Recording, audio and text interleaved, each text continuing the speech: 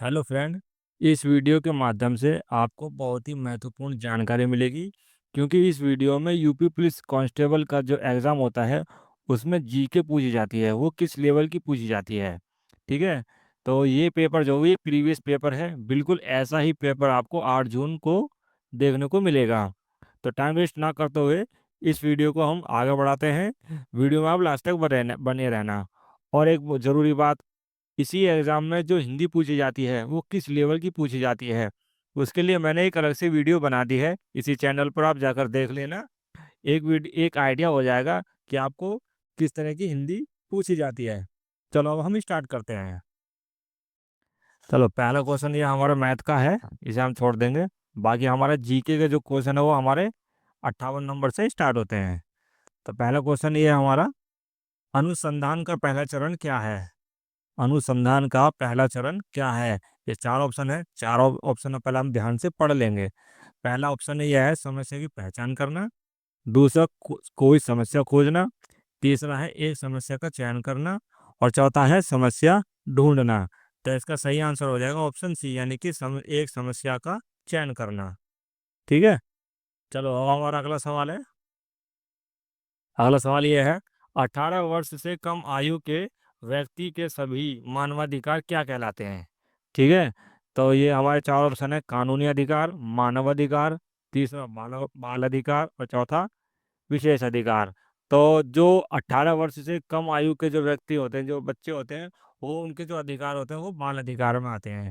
ठीक है। तो इसका सही आंसर हो जाएगा ऑप्शन सी, यानी कि बाल अधिकार। चलो अब हमारा अगला सवाल है।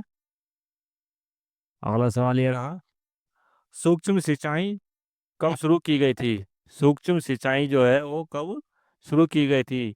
तो ये की गई थी 2006 जनवरी के महीने में। ठीक है, यानी कि ऑप्शन ए जो है इसका सही आंसर हो जाएगा जनवरी 2006। चलो अगला सवाल है। अगला सवाल ये रहा, पूर्व परीक्षण सम्मेलन का मुख्य लक्ष्य क्या है। पूर्व परीक्षण सम्मेलन का मुख्य लक्ष्य क्या है।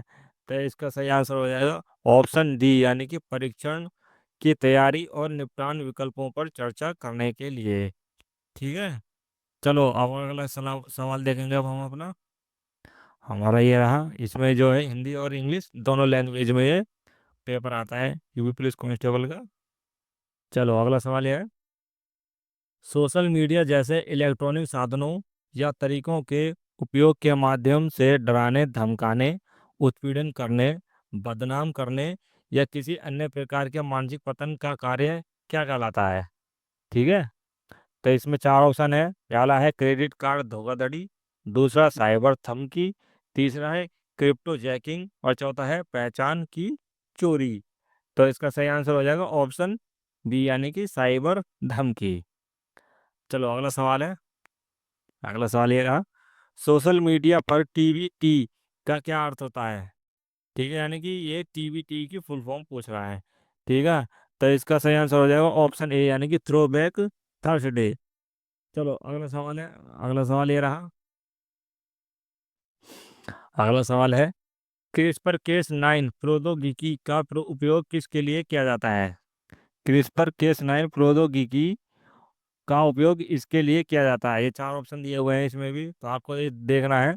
बाकी इसका सही आंसर हो जाएगा ऑप्शन सी, यानी कि जीन का संपादन। चलो अगला सवाल अब हमारा देखेंगे। अगला सवाल है, राष्ट्रीय समुद्री दिवस 2024 का विषय थीम क्या था। ये करंट अफेयर का क्वेश्चन है। ठीक है। उस समय जब पिछली साल पूछा हुआ था, राष्ट्रीय समुद्री दिवस 2024 का विषय थीम क्या है। तो इसका सही आंसर हो जाएगा ऑप्शन डी, यानी कि सतत शिपिंग। चलो अगला सवाल है, कौन सा संगठन राष्ट्रों में सुचारू और पूर्वानुमानित व्यापार के लिए जिम्मेदार है। ठीक है। तो इसका सही आंसर हो जाएगा ऑप्शन सी, यानी कि विश्व व्यापार संगठन, यानी कि शॉर्ट फॉर्म में बोला जाए तो WTO। चलो अगला सवाल है, भारत में मोबाइल फोन पर जीएसटी दर क्या है। भारत में मोबाइल फोन पर जीएसटी कितने परसेंट लगती है। तो ये लगती है 18%, यानी कि ऑप्शन ए इसका सही आंसर हो जाएगा 18%। अगला सवाल है, जीएसटी परिषद में कितने सदस्य हैं। जीएसटी परिषद में कितने सदस्य हैं?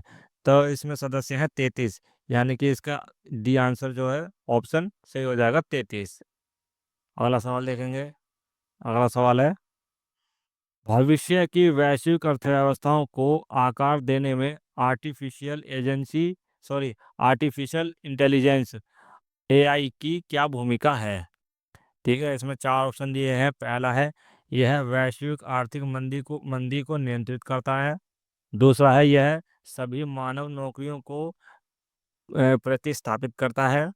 तीसरा, यह कुशल और अकुशल श्रमिकों के बीच का अंतर को बढ़ाता है। चौथा यह है, यह नवाचार, उत्पादकता और आर्थिक विकास को प्रेरित करता है। तो इसका सही आंसर हो जाएगा ऑप्शन डी, यह नवाचार, उत्पादकता और आर्थिक विकास को प्रेरित करता है। चलो अगला सवाल ले लेंगे हम। अगला सवाल ये रहा,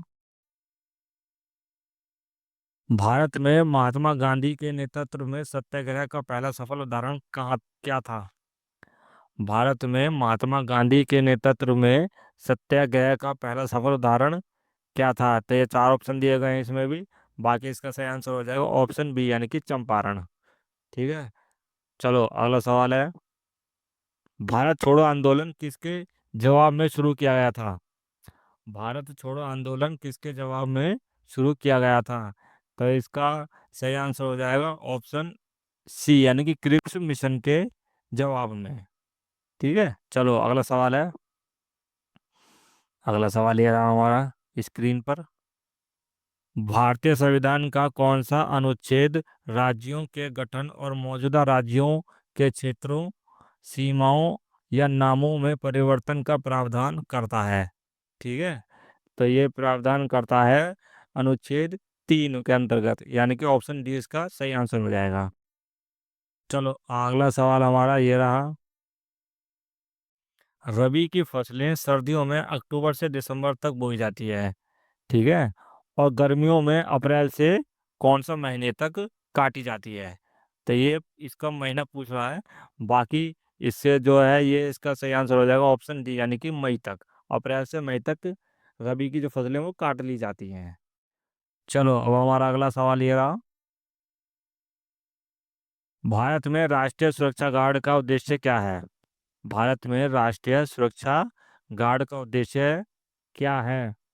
तो इसका सही आंसर हो जाएगा ऑप्शन ए, यानी आतंकवाद विरोधी और अपहरण विरोधी अभियान चलाना। ठीक है। चलो हमारा अगला सवाल है। अगला सवाल ये रहा, उत्तर प्रदेश का कौन सा शहर हिंदी और संस्कृत भाषाओं में विशेषज्ञता वाले शैक्षणिक संस्थानों के लिए जाना जाता है? तो ये जाना जाता है, यहाँ पे चार ऑप्शन है, कानपुर, लखनऊ, वाराणसी और प्रयागराज। बाकी इसका सही आंसर हो जाएगा ऑप्शन सी, यानी कि वाराणसी। वाराणसी में हिंदी और संस्कृत भाषाओं को विशेषता दी जाती है। ठीक है। चलो अगला सवाल है, कौन सा भारतीय अर्थव्यवस्था कौन सा भारतीय अर्थशास्त्री कल्याणकारी अर्थशास्त्र पर अपने काम के लिए जाना जाता है और जिसे 1998 में आर्थिक विज्ञान में नोबेल पुरस्कार प्राप्त हुआ था? ठीक है, तो इसमें चार ऑप्शन है, रघुराम राजन, दूसरा अमर्त्य सेन, तीसरा जगदीश भगवती और चौथा है मनमोहन सिंह। बाकी इसका सही आंसर हो जाएगा ऑप्शन बी, यानी कि अमर्त्य सेन। चलो हमारा अगले सवाल की तरफ बढ़ेंगे। अगला सवाल हमारा ये रहा, जेन आयर किस लेखक की लिखी है? जेन आयर किस लेखक की लिखी लिखी है? तो इसका सही आंसर हो जाएगा ऑप्शन बी, यानी कि शार्लोट ब्रांटे। ठीक है। चलो अब हमारा अगला सवाल है, भारत के उपराष्ट्रपति कौन हैं जून 2024 तक, यानी कि 2024 तक भारत के उपराष्ट्रपति कौन थे?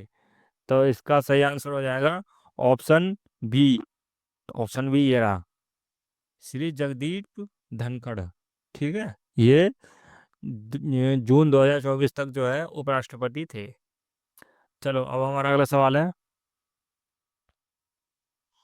2016 में हस्ताक्षरित भारत जापान नागरिक परमाणु समझौते का उद्देश्य क्या है? ठीक है, यानी कि 2016 में हस्ताक्षरित भारत जापान नागरिक परमाणु समझौते का उद्देश्य जो था वो क्या था? तो ये था, इसका बी आंसर जो सही हो जाएगा, असैनिक परमाणु ऊर्जा और प्रौद्योगिकी हस्तांतरण हस्तांतरण और सुरक्षा मानकों में सहयोग करना। ठीक है, चलो अब हमारा अगला सवाल है। किसी क्षेत्र के अंदर और बाहर लोगों की आवाजाही को क्या कहा जाता है? किसी क्षेत्र के अंदर और बाहर लोगों की आवाजाही को क्या कहा जाता है? तो इसका सही आंसर हो जाएगा ऑप्शन बी, यानी कि प्रवेश, सॉरी, प्रवास।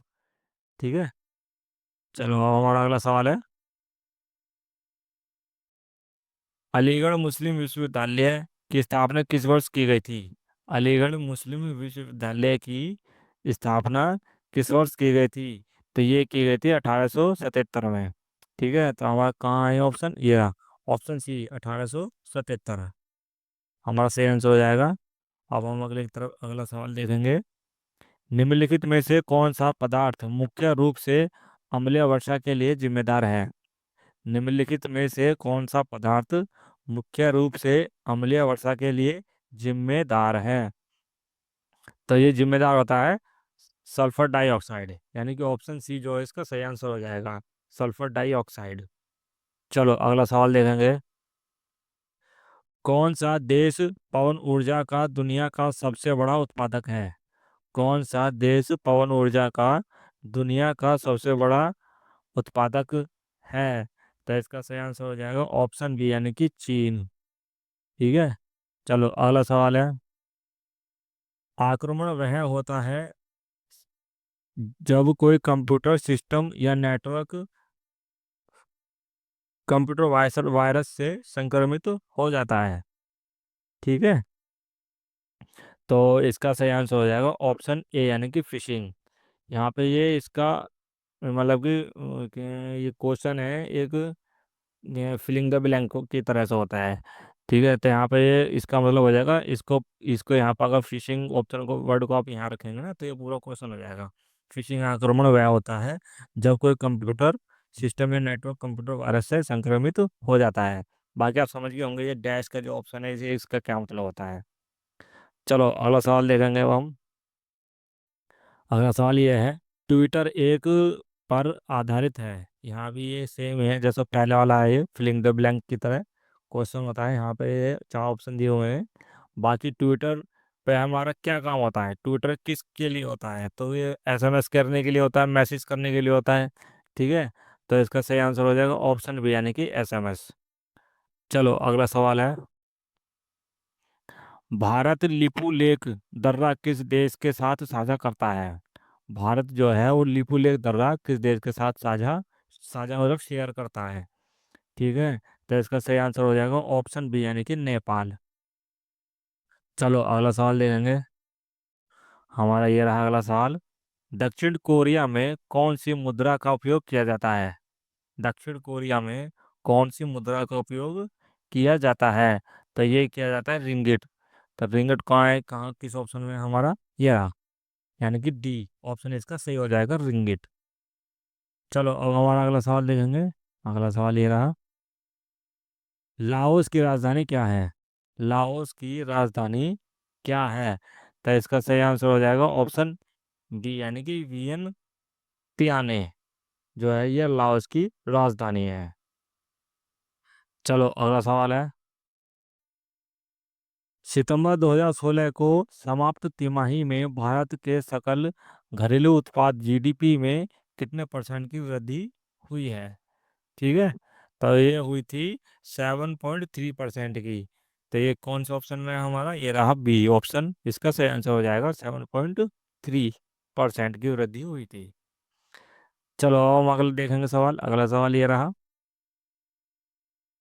विनय पिटक पुस्तक किससे संबंधित है? विनय पिटक पुस्तक जो है वो किससे संबंधित है? तो ये संबंधित है बौद्ध संघ के नियम से, यानी कि ऑप्शन ए जो है इसका सही आंसर हो जाएगा। ठीक है, चलो अगला सवाल देखेंगे। अगला सवाल ये रहा। जीडीपी डेटा की गणना और जारी करने के लिए कौन सा भारतीय संगठन जिम्मेदार है? ठीक है, तो इसका सही आंसर हो जाएगा ये ऑप्शन, इसका ये रहा डी, राष्ट्रीय सांख्यिकी कार्यालय, यानी कि NSO, national national statistical office. ठीक है, चलो हमारा अगला सवाल है, कौन सा रूसी लेखक मनोवैज्ञानिक उपन्यास क्राइम एंड पनिशमेंट लिखने के लिए प्रसिद्ध है? ठीक है, तो ये एक उपन्यास लिखा हुआ था क्राइम एंड पनिशमेंट, ये किसने लिखा था? तो ये लिखा था फ्योडोर दोस्तोवस्की ने, यानी कि ऑप्शन ए जो है इसका सही आंसर हो जाएगा, फ्योडोर दोस्तोवस्की ने। अब हमारा अगला सवाल है, सूर्य का प्रकाश पृथ्वी पर लगभग कितने समय में पहुंचता है? सूर्य का प्रकाश पृथ्वी पर लगभग कितने समय में पहुंचता है? तो ये पहुंचता है 8 मिनट 20 सेकंड में। ठीक है, तो इसका आंसर जो है ए ऑप्शन बिल्कुल सही हो जाएगा, 8 मिनट 20 सेकंड। हमारा अगला सवाल है, भारतीय संविधान सरकार की संसदीय प्रणाली का प्रावधान करता है, यह प्रणाली किस देश के नमूने पर आधारित है?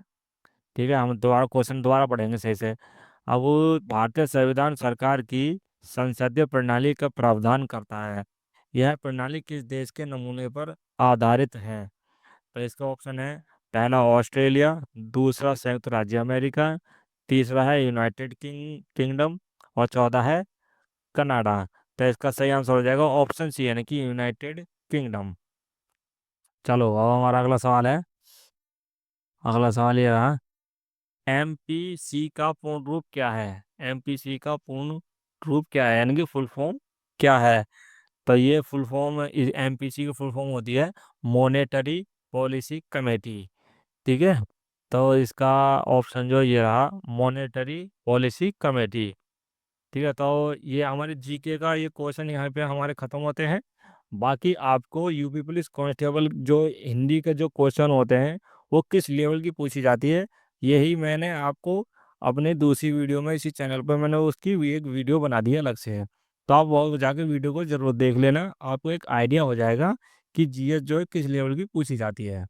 ठीक है, और वीडियो आपको कैसी लगी, वीडियो आपको अच्छी लगी तो आप लाइक कर देना, और ऐसी वीडियो और देखने के लिए, इसके अलावा NTPC SSC वगैरह, SSC, यूपी पुलिस, NTPC और भी जो गवर्नमेंट जो भी एग्ज़ाम होते हैं उनके लिए जीएस और जीएस, हाँ जीएस और हिंदी पढ़ने के लिए मेरे चैनल को सब्सक्राइब कर लेना।